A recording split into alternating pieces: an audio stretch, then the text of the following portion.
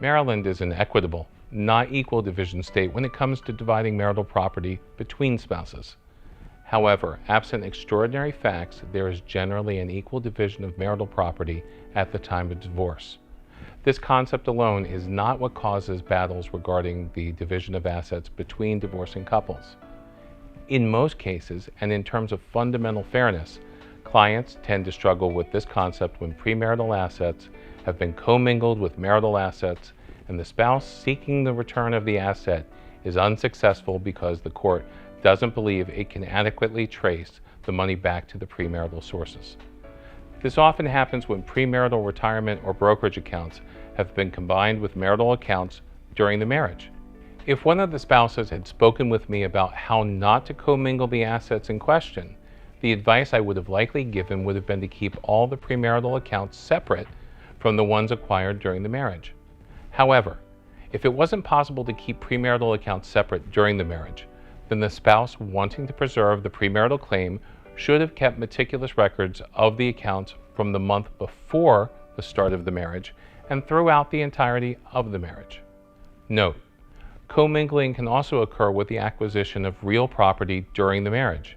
It is a bit more difficult when it comes to the acquisition of real property because you cannot easily keep premarital and marital money separate when purchasing a home.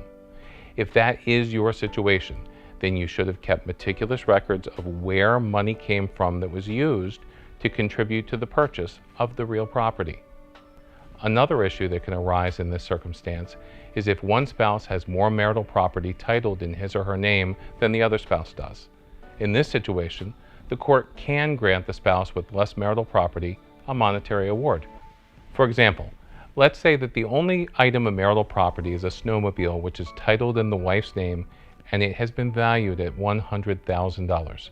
Since the court can't transfer the snowmobile from the wife to the husband to balance the inequity, the court could grant the husband a monetary award that the court believed was fundamentally fair to resolve the imbalance. The monetary award isn't absolute. It could be $50,000, it could be $30,000, it could even be $75,000. The award doesn't have to be equal to half of the value of the asset as long as the court believes it's fundamentally fair. In considering what is fair, note there are several statutory factors that the court considers when making a monetary award.